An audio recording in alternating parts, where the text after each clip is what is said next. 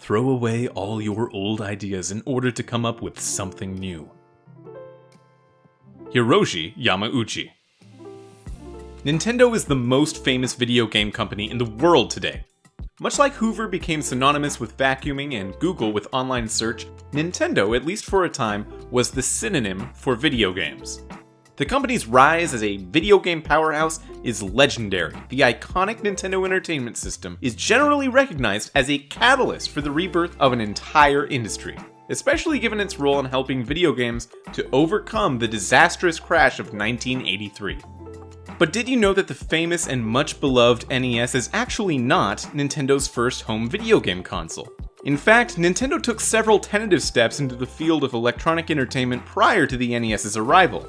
These steps marked the company's transition from its traditional hanafuda playing card business to dominance of the video game industry.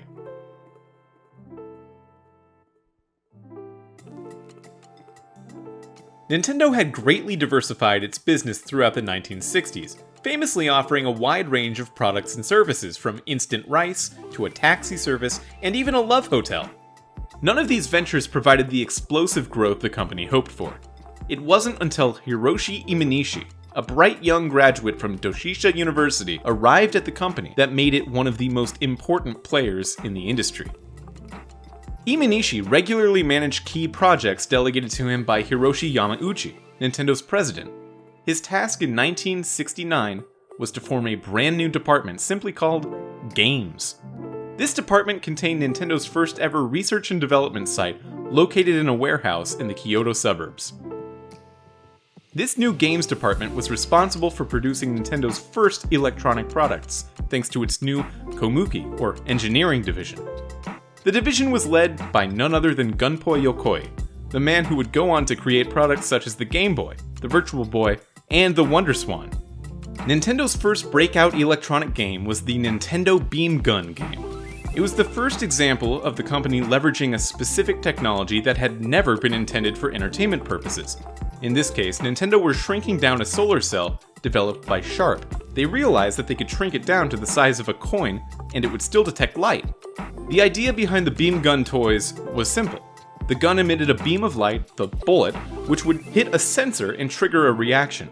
These reactions could be used for all sorts of fun applications, like blowing apart a plastic beer bottle, or smashing a stack of toy barrels. The toy included several targets packed in and sold more than 1 million units in the early 1970s. The runaway success of the Nintendo Beam Gun prompted Hiroshi Yamauchi to dramatically expand the company. Nintendo built a brand new headquarters, a large white rectangular building that is still in use today. It retained its previous head office largely due to nostalgia and its hanafuda heritage. Hiroshi Yamauchi was known for being a product visionary. According to many of his colleagues, he had the uncanny ability to predict which new products were likely to be successful. The enormous success of the Beam Gun toys prompted Yamauchi to wonder if the same technology could be repurposed even further for something far grander. In the early 1970s, skeet shooting was a popular sport in Japan. At the same time, bowling alleys all over the country were going out of business. There had been a bowling boom in the 1960s, but interest was waning by the early 1970s. Yamauchi decided to purchase several bowling alleys at rock-bottom prices and convert them into, essentially, light gun shooting ranges. The idea was to fly digital clay pigeons across the end of a lane. These were, essentially, the same solar cells used in the Beam Gun games. Players could shoot at the clay pigeons and feel as though they were really firing a gun. The idea was to create an experience that felt far more realistic than amusement park shooting games that relied on corked bullets, and which only barely approximated the sensation of shooting. There were, famously, several problems getting the technology up and running. Yokoi and his engineering team struggled to coordinate the movement of the clay pigeons with the firing of the beam guns and make the associated sounds that would play upon a successful hit. To make matters worse, the beam guns malfunctioned at the worst possible time, right when television news crews had their cameras trained on the action for the first Laser Clay Range's big public debut. Jinayo Takeda, a young engineer on the team who would ultimately become one of Nintendo's most famous figures, had to crawl behind the board at the end of the lane and manually move and fire off the clay pigeons. The illusion certainly worked at the time, no one knew any different, and the technology appeared to be running without a hitch. Throughout the early 1970s, Nintendo's laser clay gun ranges became a huge hit and a staple of evening entertainment throughout Japan. Sadly though, the success was short-lived. The oil crisis of the early 1970s hit Japan hard, drying up consumer spending to a trickle and ultimately leaving Nintendo's new ranges empty of customers. Nintendo, on the brink of collapse at this point, needed a lifeline. It had proven the power of digital entertainment in terms of its electronic toys and its light gun ranges.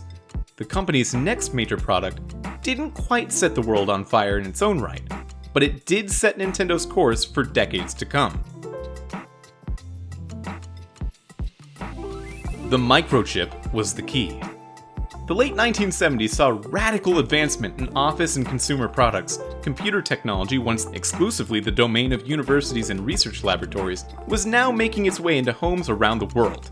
Hiroshi Yamauchi recognized that the technology underpinning these products was now both small and cheap enough to be repurposed for entertainment. Both Atari and Magnavox were already producing devices that could play electronic games at home via a television. These two companies were pioneers in the early video game market, and Yamauchi wanted in. But there was a problem. Although Nintendo had a games department and a modest in-house engineering division, it lacked the capability to design and produce the microprocessor-based technology that was necessary to create a video game machine.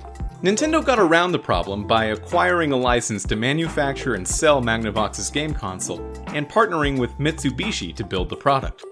The Color TV Game 6 was Nintendo's first home video game console. Based on Magnavox's design, it played 6 versions of Pong, which itself was the first commercial American video game. These versions of the game were entirely built in, so there were no swappable cartridges or other storage media.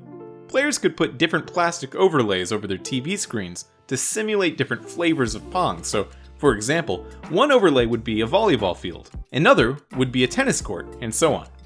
It wasn't just the overlays that changed the experience. Players could switch between volleyball, tennis, and hockey. Each game could be played in either singles or doubles mode, although strictly speaking, every game was 2-player. In singles mode, both players can move the on-screen paddles. The original CTG 6S version is powered entirely via batteries, although a later variant, the orange CTG 6V, can also be plugged into a wall outlet. There were multiple versions of the Color TV Game 6, including one released by Sharp. Nintendo then followed up the Color TV Game 6 with the Color TV Game 15, and then the Color TV Game Racing 112, which contained a large steering wheel built right into the console itself. Color TV Game Block Kuzushi was the final machine in the Color TV Game series of consoles and featured multiple versions of the arcade hit Breakout.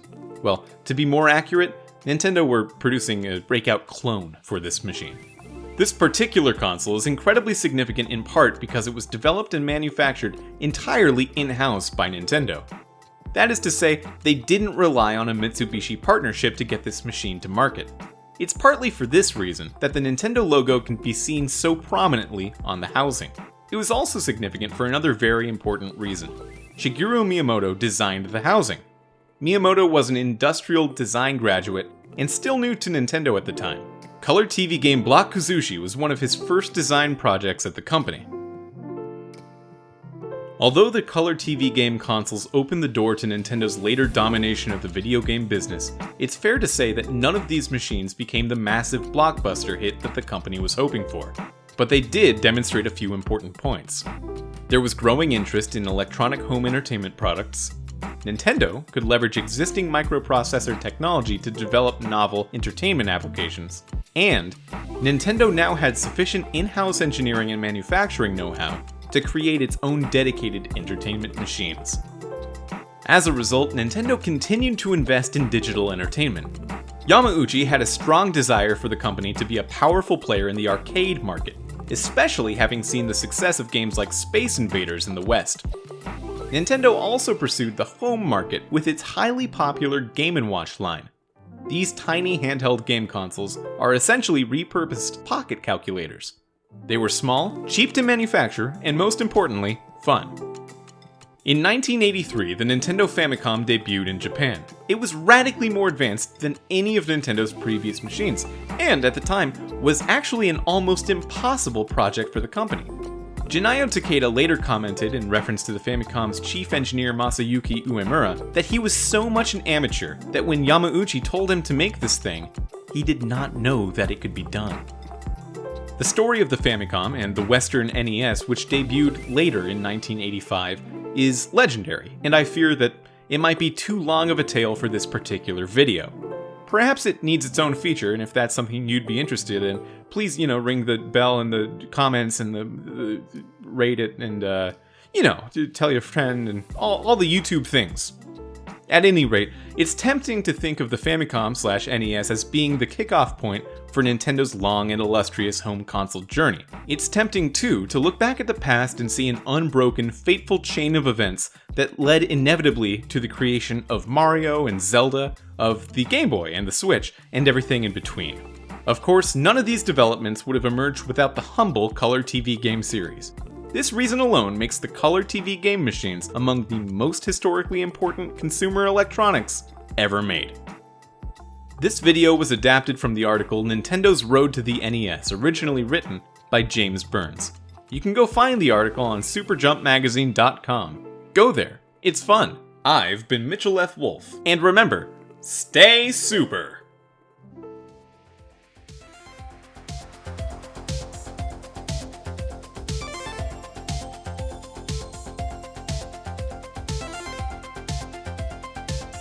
You